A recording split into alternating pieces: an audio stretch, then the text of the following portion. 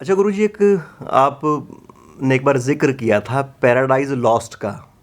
हाँ मिल्टन का एक बहुत बड़ा महाकाव्य है हाँ और आज तक वो याद किया जाता है।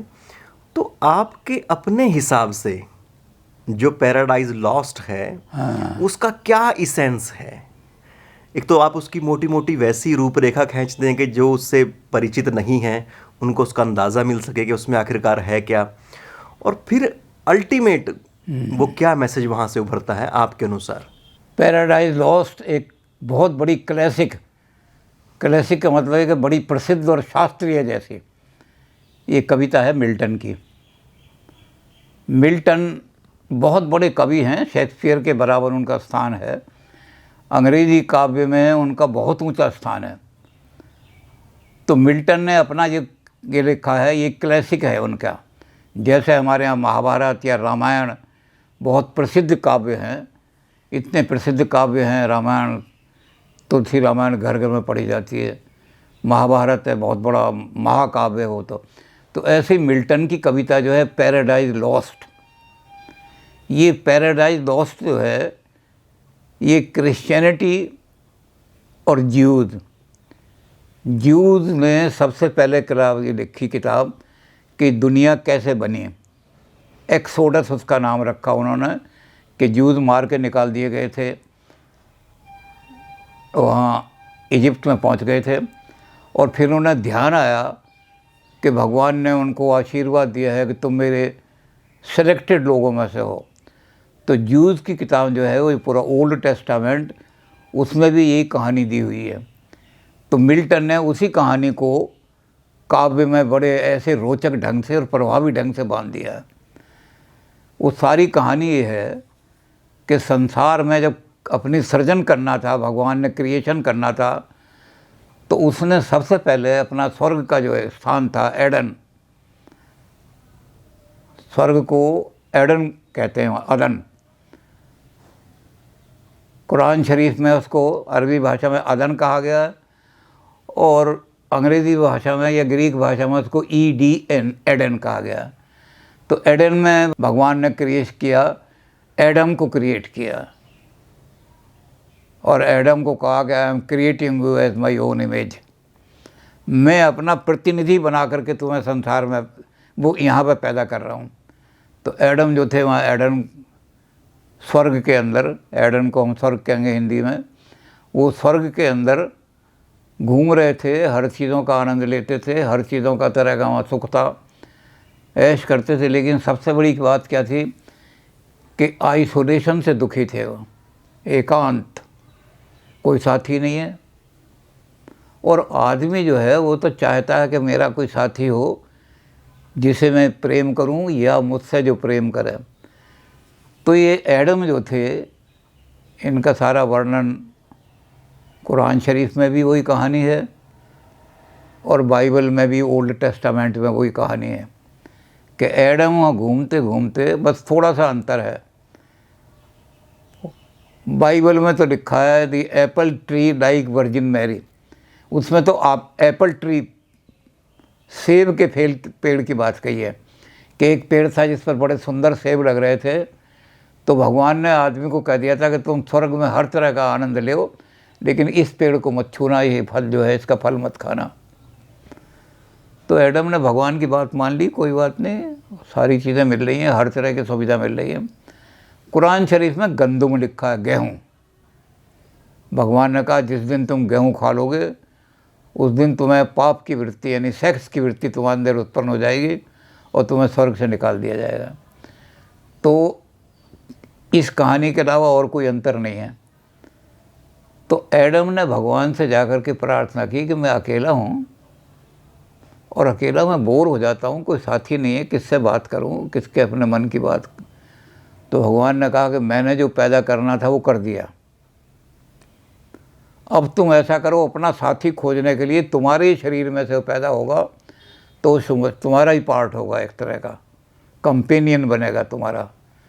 तो उन्होंने कहा, तो उन्होंने जो बाईं पसली है उस बाईं पसली को चीर करके वो जो हड्डी थी वो निकाली, उससे ईव पैदा कर दी। ईव जो थी वो पैदा हो गई आदमी को बड़ा अट्रैक्शन देने के लिए। तो सारा ईव का वर्णन है। ईव कैसी थी, बहुत सुंदर थी, आकर्षक थी। तो एक दिन सैटन आ गया, शैतान। उस शैतान ने कहा कि आदमी को इतनी सुविधा दी है, इतनी फरिश्तों को भी नहीं है, इनको भी नहीं है। उससे पहले की कहानी भी है कि जब आदमी को पैदा किया था भगवान ने, तो फरिश्तों को कहा था कि इसको सर झुकाओ। तो सब ने सर झुका दिया था। एक फरिश्ता ऐसा था, उसने कहा कि हम अग्नि से पैदा हुए हैं और ये मिट्टी से, राख से पैदा हुआ है, हम इसके आगे सर नहीं झुकाते। तो भगवान ने अपनी आज्ञा का उल्लंघन करने वाले आदमी को काफिर कह करके स्वर्ग से निकाल दिया और उसको कहा कि तुम शैतान हो, भटकते रहोगे, और बाद में जब क़यामत का दिन आएगा तो तुम्हें नार यानी अग्नि में, नरक की अग्नि में जलाया जाएगा। तो उस शैतान ने आज कहा कि इसकी वजह से, आदमी की वजह से मेरी हालत हुई है, तो इसको भी सौरे को स्वर्ग से निकलवाओ। और उन्होंने कहा ये आदमी जो है तो बड़ा वाइज है, भगवान की आज्ञा का मानने वाला है, ये उस पेड़ को नहीं खा रहा। तो उन्होंने ईव को भड़काया आकर के। तो उसने ईव को कहा कि जो सबसे बढ़िया चीज़ है स्वर्ग की, वो तो तुम्हें खाने के लिए मना कर दिया। वो तो भगवान ने पता नहीं किसके लिए रखी है, पता नहीं भगवान खुद खाता है या फरिश्ते खाते हैं। और तुम्हें जो घटिया चीज़ें थीं वो तुम्हें दे दी सारी। तुम भगवान से कोई बढ़िया चीज़ तूने अपने लिए क्यों रखी हुई, मैं तो यही खाऊंगा। तो आदमी तो माना नहीं उसकी बात, ईव मान गई। ईव ने आदमी को भड़काया। अब आदमी की तो वो कंपेनियन थी, उसके बिना आदमी चल नहीं सकता था। तो वो आदमी उसकी बातों में, एडम उसकी बातों में आ गया, और एडम ने वो जो फॉरबिडन ट्री था, चाहे उसको कुरान की गेहूँ समझ लो, चाहे उसको बाइबल का एप्पल समझ लो, वो आदमी ने फल खा लिया।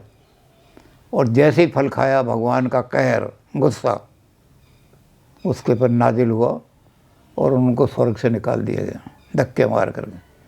जाओ, तुम पृथ्वी पर भटकोगे, दुख सहोगे। बहुत एडम ने बड़ी खुशामद की। तो भगवान ने कहा कि तुम अपने पाप का प्रायश्चित करने के लिए जब मेरे बेटे की शरण, पहले तो उन्होंने कहा कि तुम्हें वाइट कॉलर जॉब दुनिया में नहीं मिलेगा, तुम्हें शरीर से लेबर करके और अपनी रोज़ी कमानी पड़ेगी, कि तुमने मेरी आज्ञा का उल्लंघन किया, इसलिए तुम अपने फिजिकल लेबर करने वाले और फिजिकल लेबर करके अपना पेट भरने वाले तुम होगे। और जब तुम मेरे बेटे की शरण में आओगे और आकर के अपने पाप का प्रायश्चित करोगे, माफ़ी मांगोगे, तब तुम्हें वाइट कॉलर यानी बाबू जिन्हें कहते हैं, बाबू बनोगे, अफसर बनोगे। तो आदमी यहाँ आ गया, इंतज़ार करने लगा कब आए मुझे रिलीव करने वाला, रिडीमर कब आए। तो मिल्टन ने जो एक अपनी पैराडाइज लॉस्ट लिखी है, इसमें यही सारी कहानी लिखी है। इसमें शुरू के जो 8 बंद हैं, जिनको हम पार्ट कहते हैं कविता का, वो 8 बंद ऐसे हैं जिसमें ईव को बड़ा कंडेम किया गया है। तू स्वर्ग से गिराने वाली है, तू स्वर्ग से निकालने वाली है, तो आदमी के पतन का कारण है, तो आदमी की सबसे बड़ी वीकनेस है। तो औरत की इतनी निंदा की गई है उसमें। अब हमारे आदमी मनु की तो निंदा कर देते हैं, मिल्टन की निंदा यूँ नहीं कर पाते कि अंग्रेज़, उस समय अंग्रेज़ का राज था, मिल्टन की निंदा करें तो अंग्रेज़ जूते मारे। तो मिल्टन की कविता को तो पढ़ करके बड़ा सराहते हैं, आदमी ने भगवान की बात नहीं मानी, वो फल खा लिया और उस फल के खाने से आदमी को स्वर्ग से निकाल दिया गया। और जब वो आएगा ईसा मसीह, ये उसकी शरण में जाएंगे तो वो इनके पाप से क्षमा करा देगा इनको, और ये फिर से स्वर्गारोहण होगा इनका। तो मिल्टन ने वहीं तक लिखा है जहाँ पैराडाइज लॉस्ट, उससे आगे का नहीं लिखा। जब मिल्टन को कंडेम किया लोगों ने कि स्वर्ग के आदमी को स्वर्ग कैसे मिलेगा, तो पैराडाइज में उनने अंत समय में एक कविता लिखी, पैराडाइज रीगेन्ड। आदमी ईसा की शरण में आ गए, ईसाई बन गए, ऊंचे ऊंचे जॉब मिल गए उनको, लेकिन पैराडाइज रीगेन्ड इतनी प्रभावी कविता नहीं है जितनी पैराडाइज लॉस्ट है। स्वर्ग से निकलने वाली आदमी कैसे निकला, ये कविता अंग्रेज़ी डिपार्टमेंट में, क्या अंग्रेज़ी क्या सारी दुनिया में बड़ी ऊंची कविता है मिल्टन की। सारी दुनिया में जहाँ अंग्रेज़ी पढ़ाई जाती है मिल्टन ज़रूर पढ़ाया जाता है, और मिल्टन की ये कविता क्लासिक कविता के रूप में पढ़ाई जाती है। तो मैं जब यहाँ फ़िलासफ़ी डिपार्टमेंट में आया तो पढ़ते ही हैं मिल्टन, तो मैंने कहा कि मिल्टन ने बहुत बड़ी बात की, बहुत तकड़ा काम किया मिल्टन ने। मिल्टन ने ये काम किया कि मैं अपनी पर्सनल फ्रीडम के बदले में स्वर्ग को भी ठकरा सकता हूँ। पहला अस्तित्ववादी कविता मिल्टन की है जिसको लोग समझते नहीं। वो तो समझते हैं कि भगवान का द्रोह करोगे तो निकाल दिया जाओगे, स्वर्ग नहीं मिलोगे, इसलिए वो तो भगवान के आगे इसको ये मानते हैं। लेकिन मैंने उसका लिखा तो अंग्रेज़ी के जो प्रोफेसर थे उन्होंने कहा कि आप इस पूरी कविता का फिलोसफिकल एनालिसिस करके हम दो। तो उस कविता का मैंने अस्तित्ववाद की दृष्टि से एनालिसिस करके दिया कि मिल्टन ने ये सिद्ध किया है कि आदमी अपनी फ्रीडम के लिए, गॉड ने पाबंदी लगा दी और आदमी ने अपना, जैसे बुद्धू लोग होते हैं जिनके माथे पे लोहे का खोल चढ़ा दिया जाए, सोच नहीं सकते, इस तरह भगवान की उन्होंने बात मान ली। डॉगमेटिक मान करके वो स्लेव बन गया, हमेशा स्लेव बन करके रहेगा।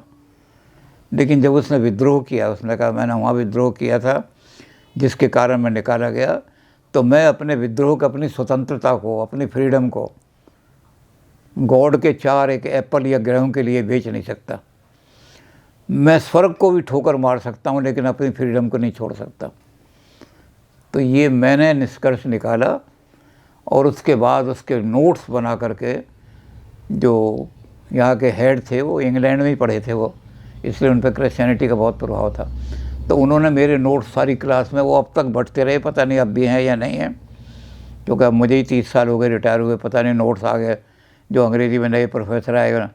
तो उन्होंने कहा यह आपने बहुत अच्छी, मैंने कहा जी मैंने नहीं, मैंने तो सार्त्र से प्रेरणा लेकर के मिल्टन की कविता का वो किया है, जिस्ट निकाला है। तो जो मिल्टन की कविता को क्लासिकल ढंग से देखते हैं वो तो ये देखते हैं कि भगवान से द्रोह कर दिया तो स्वर्ग नहीं मिलेगा, इसलिए अंधविश्वास होकर के भगवान की बात मानो, जो बाइबल में लिखा है बस वही मानो, और जा कर के भगवान के आगे, क्योंकि स्वर्ग में रहोगे, और भगवान से द्रोह करोगे तो धक्के मार के निकाल दिया जाओ।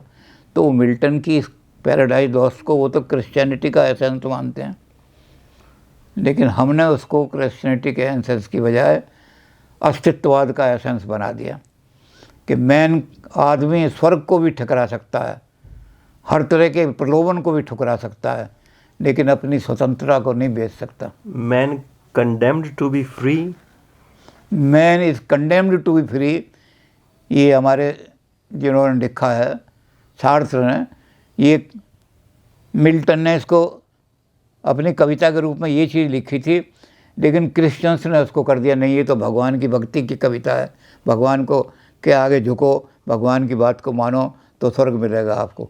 तो खैर अपनी अपनी तरह से, दोनों तरह से देखा जा सकता है। जो क्रिश्चियंस हैं वो उसको इस दृष्टि से देखेंगे और हम इसको फ्रीडम की दृष्टि से देखेंगे। आप चाहे जौन कोई भी दृष्टि अपना लें। वैसे गुरुजी इतना ज़रूर है कि इस पूरी कविता में एक सैटन होता है, शैतान, जो उसको प्रेरणा देता है कि आप इस तरह से करो, इस तरह से करो, और भगवान के प्यारे बच्चे को फिर वो चुनौती देता है, भगवान को चुनौती देता है। तो एक तरह से वो नए युग का सूत्रपात भी है कि जहाँ पर रूढ़ियाँ टूटती हैं और नई तरह से दुनिया को देखना शुरू होता है। वो शैतान उनको इसलिए माना है कि क्रिश्चियनिटी उनको शैतान मानती है। हम ये कहते हैं वो स्वतंत्रता के दूत हैं, शैतान नहीं है, वो अस्तित्ववादी है, गॉड को भी ठोकर मारता है, स्वर्ग को भी ठोकर मारता है। वो शैतान विद्रोह का लक्षण है, यानी वो विवेक है शैतान। ये उसको पाप कहते हैं, शैतान पाप है, क्योंकि हम इसको पाप नहीं मानते कि उसने स्वर्ग में भगवान की बात नहीं मानी।